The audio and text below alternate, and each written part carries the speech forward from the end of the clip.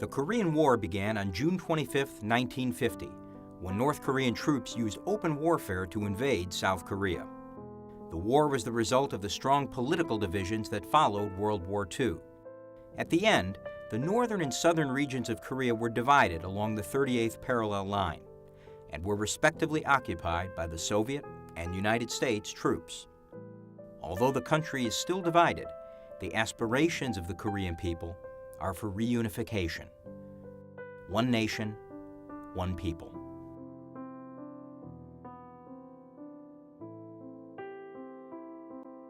Very little is known about Nan during the time of the Korean War, as those who knew her intimately have either passed away or now have limited memory. We do know, however, that shortly after the August 15, 1945 independence from Japan, Nan came to the United States in 1947 to study public health at the University of Michigan.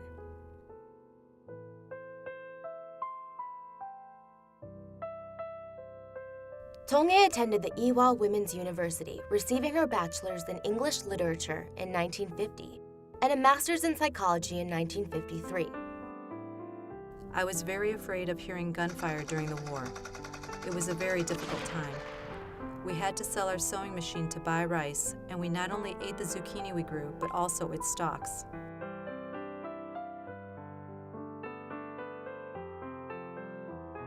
In 1950, when Sung was only 18 years old, she was captured by the North Korean army to help write communist propaganda. To ensure her cooperation, North Korean guards shot her beloved volleyball coach in front of her eyes. As the war progressed, Sung was eventually recaptured by the South Korean army, but it was not the friendly homecoming she had hoped for. Sung was suspected of being a traitor to her country and was consequently locked up. She went crazy when she was in jail and picked up a chair. She was a very big, tall woman and caused quite a racket. And when some of the guards came to stop her, the South Korean guards, she reports that she was much taller than him and just really beat him up with these chairs.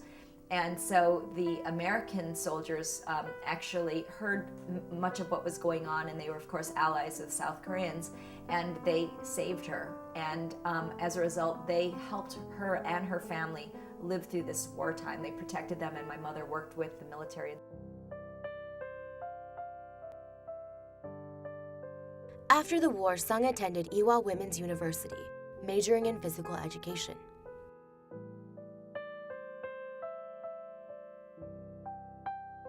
Charlotte was accepted for early enrollment at Yonsei University in 1958. Although she was an English literature major, Charlotte found herself participating in the performing arts.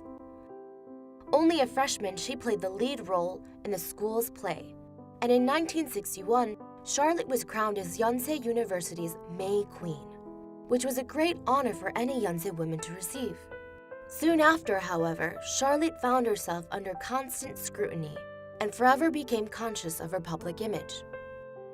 Though it may seem trivial, the crown meant so much to me because it meant that for the moment, I was the face of Yonsei University, not just by the virtue of my looks or what was on the exterior, but also as a result of my scholarship and character. Charlotte remained a diligent worker who kept up her studies and wanted to pursue degrees in higher education.